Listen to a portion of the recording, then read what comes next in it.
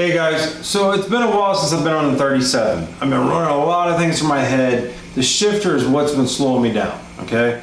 I can't put in the floor until the shifter's in and vice versa. So, when I was at Good Guys the other week and I'm walking the swap meet, I'm always looking at parts to try to figure out if there's something I can use, something I can modify and use, this and there's something cheap, okay? And I bought this. It's a street shifter kit. It's all in pieces. I got it for 15 bucks. Well, the whole thing is I was looking at all the pieces in there, seeing what I could use, and there we go. So this right here with the linkage and the pieces for the training are everything I need.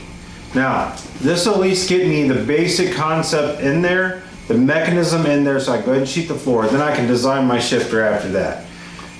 It works better this way because I can just keep moving forward and it'll hit me what I need to do, and then I can make the arm and the shifter. So, what we're gonna do today is get the mechanism in and working for the transmission. Now in the transmission it had one of these bolted to the transmission for the shifter. Now, the kit came with these plates, which is great because that right there is the same as that there. So now I can put this on and the connecting rod arm will actually go right into this. So I'm going to show you where I thought about it, and I'm going to put everything and then we can start making the pieces. Alright, the first thing I did was I took that shifter piece off and put the new one on. Now I haven't decided if I wanted to face down or up yet, and that'll actually decide whether park is all the way forward or all the way back. I'll figure that out in a little bit because we got to go ahead and mount this arm. This arm here, we're going to make a plate and go inside here and we'll drill it to mount the arm. Now that way I can shift it back and forth. Using a connecting rod that goes down onto this and pushes forward and back. Now as you can see, it's not long enough. So the good thing is the kit came with two. So what we're going to do is we're just going to go ahead and weld these two together and make one the right length. Meanwhile, let's go ahead and make this plate, get this guy bolted up and ready to go, then we can find out our exact length. Okay, when digging through all my scrap metal, looking for a plate that I could put the hole in and mount in there for the pivot, came across this piece. It's 1/4 inch steel. It's actually a plate for a transmission mount. Place I was working for, I was throwing a bunch of steel out, and I'm an opportunist, man. I grabbed whatever I thought I could use. My kids and friends call me a hoarder, but I don't have the money to just go buy a piece of steel when I need it. So, hey, if somebody's gonna throw it away, I'm gonna take it. So, we're gonna go ahead and plasma cut this guy to size, grind it, and then we'll weld it in. Quick tip, sometimes when I have a piece that already has a hole in it like this, instead of trying to find a big enough clamp to hold it in a certain way for me to cut it, just thread a nut and bolt through it. I clamp the bolt in the vise. Perfect spot, I'll hold it tight while I cut it.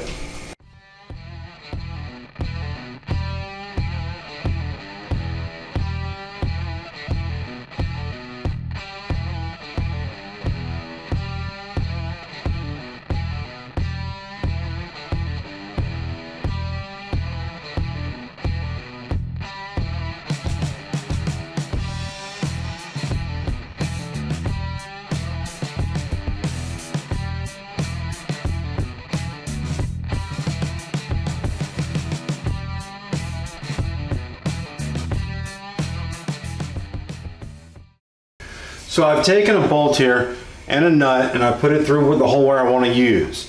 Now what I'm going to do is hold it by here so I have a place to hold it and tack it in place.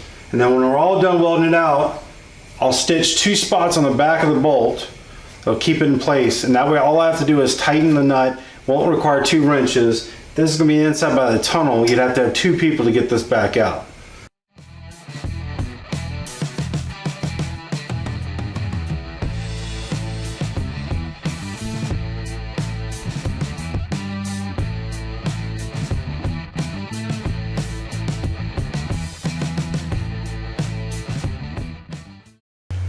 Alright, now that the bolts had time to cool, what we're going to do is install the shifter on it. Now, this setup had a deal with a plate and a spring. Now, I went ahead and put these back in instead of just making it one piece, hoping that maybe the spring will cut down on some of the vibration. Don't know, I've never tried it before, but we'll see. Now, before we actually put this on the bolt, we should actually put washers in so that it'll pivot nice and clean. Now, what I'm gonna do is apply a little bit of grease to the washers before I put them on. Now, just a skim coat, because we don't want it just to collect dirt. Just a little bit of a skim coat. Now, I'm using a normal nut and a lock washer for right now. I'm going to change this out later to a nylock. I just don't have one right now. A nylock will be way better for the situation. Now, I've put the transmission in the park, and I've got the handle where I want it to sit when it's in park. Okay, I've decided that I'm going to actually come down, reverse, neutral, drive. And of course, 2 and 1 after that, but you know, that's where I want it. I'll pull it back to put it in gear. That's the plan. So I have it in the park position. I've got the tranny in the park position. Now we're going to measure for that rod. All right, it's 21 and a half. Now when we make this rod, we're going to make it a little longer for its adjustment. Okay. Now our first rod is 15 inches. We want to go to 22. So I can lay this one out to 22. I'm going to keep the first rod at full length, so I'm going to mark the other one where to cut it. Now I'm removing this side because that way I still have clean threads on this side to work with. So we're going to cut it right there, get rid of this, and then we'll weld the two together. Alright, so instead of just butt welding these two pieces together, I'm going to go ahead and grind the points on each. We'll line them up, and we'll fill the gap in it, that way we don't have a big gloppy mess around there. Alright, so I'm going to show you how I weld two rods end to end, keep them straight. You need a piece of right angle and 2 pairs of locking pliers. Now I've got these auto grips right here. They're pretty cool. Let me show you why. What makes these cool is that you can open them like a normal pair of Vise Grips, but I can grip on this thickness and they lock. And without adjusting, I can jump right over to this thickness and they lock. So they've got this spring in them, and all you have to do is adjust tension and you can just lock onto different items. If you're like me and deal with old Vise Grips, you're trying to adjust it, and it's not right, and adjust it and adjust it, it's kind of a pain in the butt. So I don't really use them that much, but with these guys, I use them all the time now. All I've done is took a piece of right angle, laid both rods right into the 90-degree angle on it, and clamped it. Now what this does is keeps everything straight while I tack it, and I can roll it around and re-grip it again, tack it, and so it stays straight, so when I weld it out, we don't have a bent mess.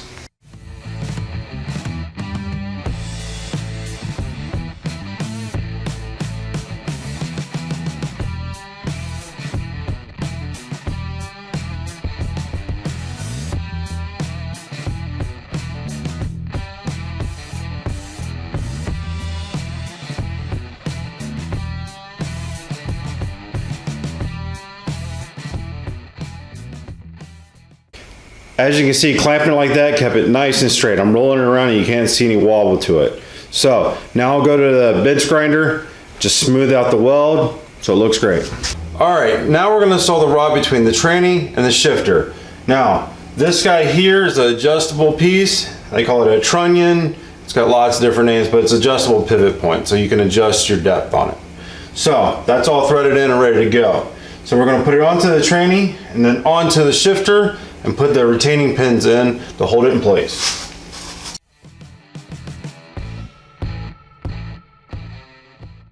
Now if you don't have the retaining pins, you can use Carnegie pins. And depending on where the hole is, where it goes in, if you need to add washers, you add washers. You want it tight, but free enough to move. So now that we have this all in, we're in park. We can come down reverse, neutral, drive, 2, 1. So in normal operation, it'll be right there. So that looks pretty good for the angle, and then in park, it'll be up there.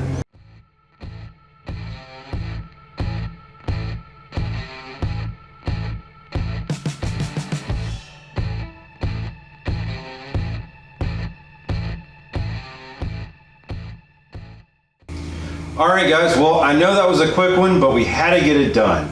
Now normally you can buy a shifter kit and it bolts right on top of the transmission, rod runs down, simple, easy, quick, like 15-20 minute install. That wouldn't work in our application because the dash is above the transmission. I had to put the shifter behind the nose cone of the transmission. Now they make kits, but they're cable driven, they're over $200. I mean, come on, I spent 15 bucks at the swap meet and got all the parts to make this work. And I couldn't even bought the steel for 15 bucks. Yes, I could have made all the pieces, but why if I can get it cheaper? So, sometimes you gotta look at parts, look at pieces, see if you'll be able to use them. If you can, modify them a little bit, save a ton of money. Anyway guys, well this is done. On the next one we'll take and actually start sheeting the driver's side floorboard, make that custom piece to go over the shifter, and keep moving forward. Alright guys, well I appreciate you watching. I hope you guys got something out of this to help you on your builds. Do me a favor, like and subscribe. I'll see you on the next one.